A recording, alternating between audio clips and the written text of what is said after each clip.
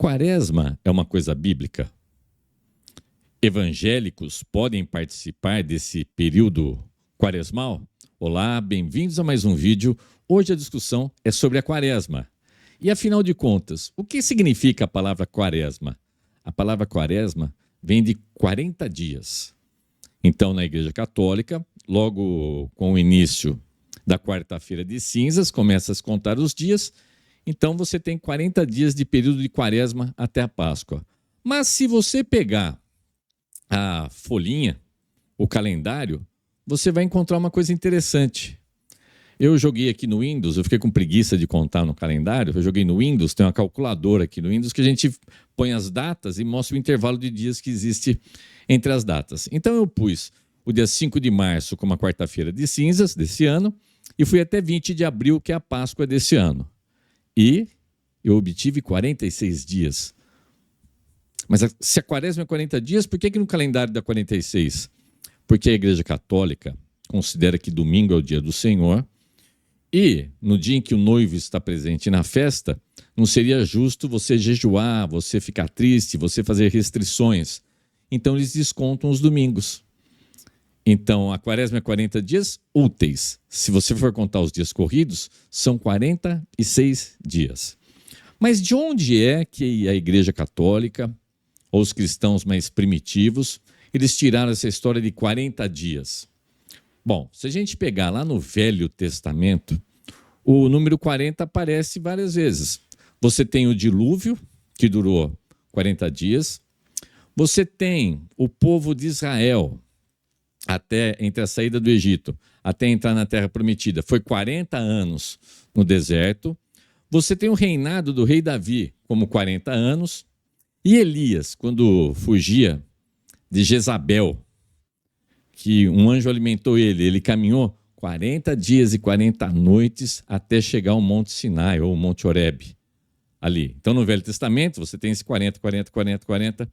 Você tem lá no Novo Testamento, Jesus sendo tentado no deserto por 40 dias. Você tem Jesus permanecendo com os discípulos por 40 dias após ele ter ressuscitado. Então, talvez, tirando-se daí esses 40 dias, é que escolheram 40 dias para o período da quaresma. Ok. E a quaresma é um período que antecede a Páscoa. O que é a Páscoa?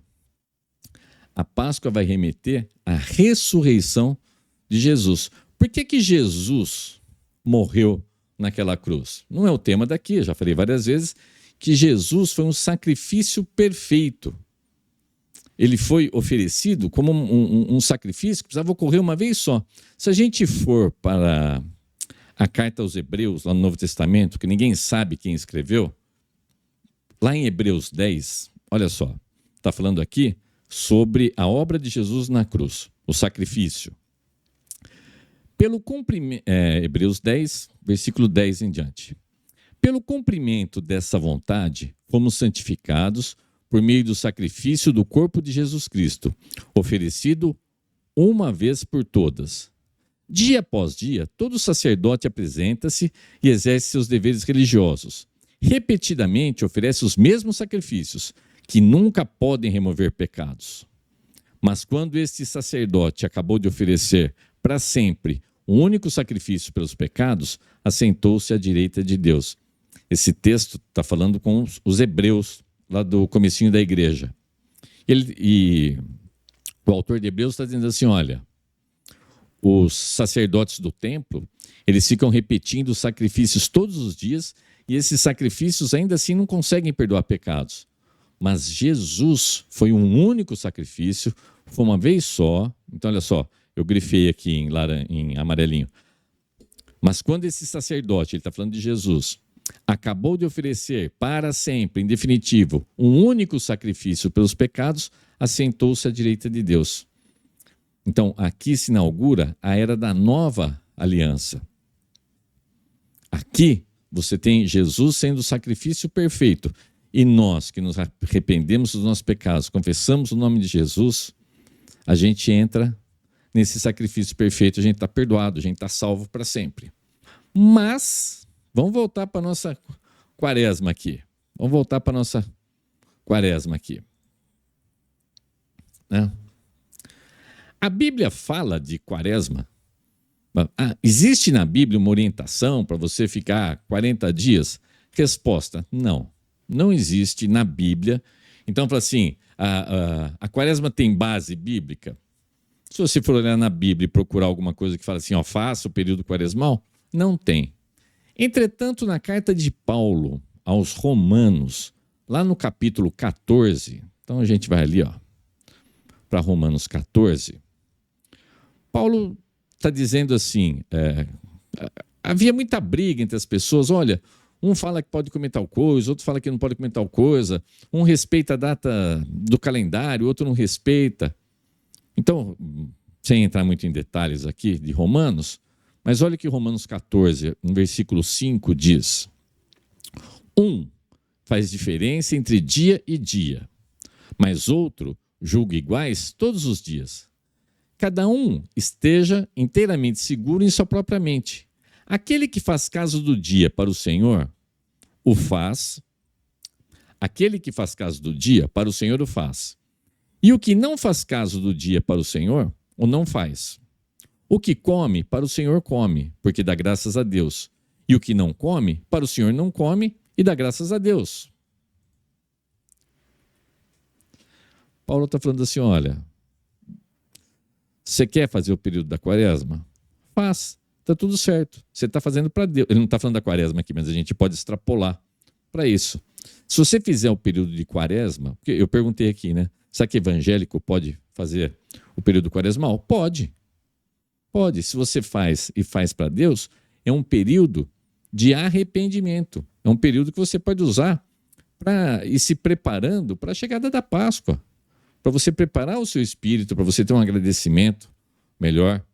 No que difere, ou iria diferir, o jejum de um evangélico de um jejum de um católico? É que para o católico, o jejum tem a função também de penitência.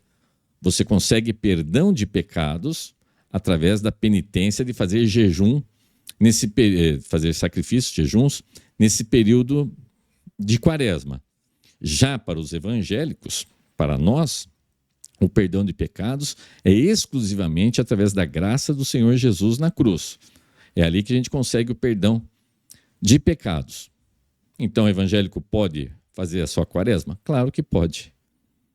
O que faz, faz para Deus. O que não faz, não faz para Deus também. E ele dá graças a Deus. Está tudo certo. Agora, o que com certeza absoluta não pode é você fazer nesse período um jejum hipócrita.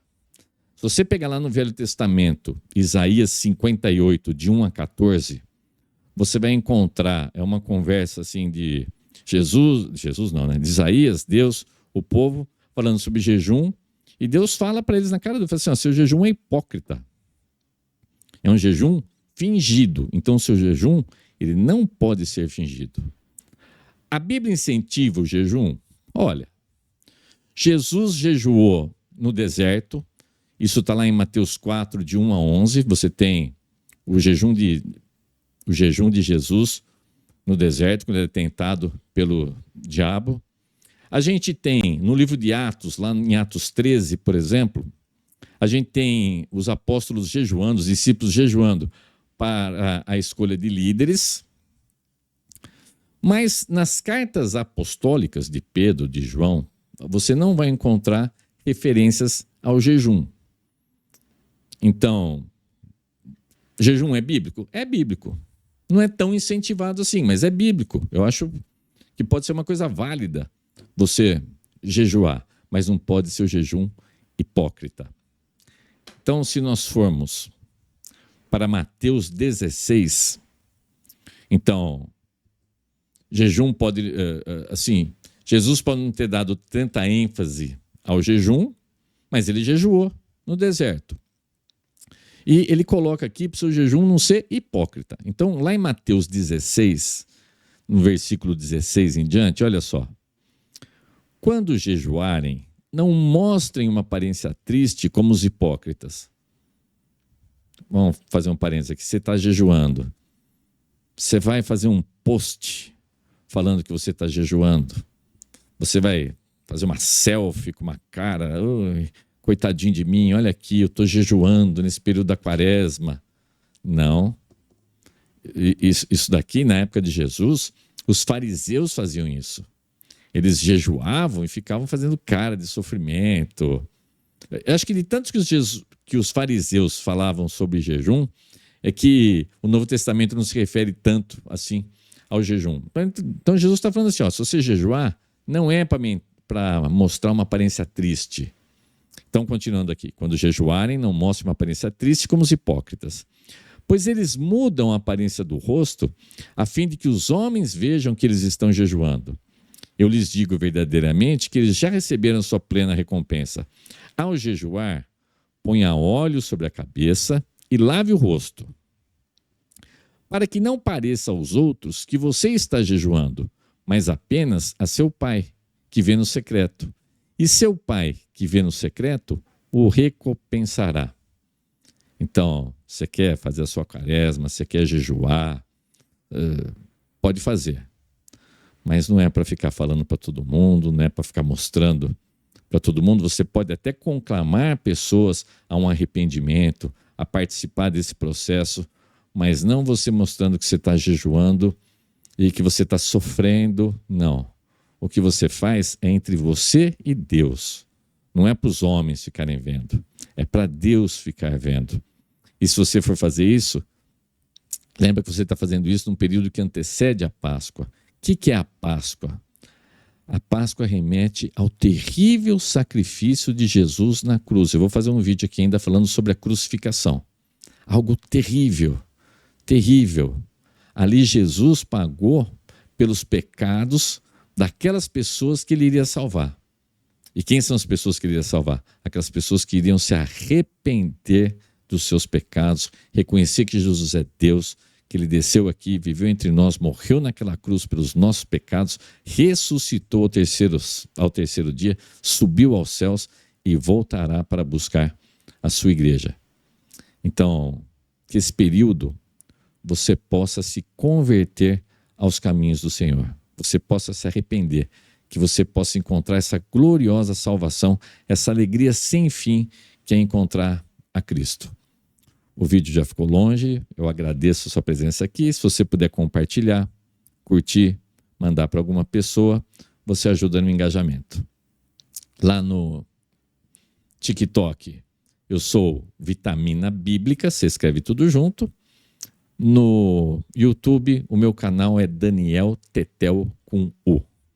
Que Deus abençoe, que você tenha dias maravilhosos à sua frente. Tudo de bom.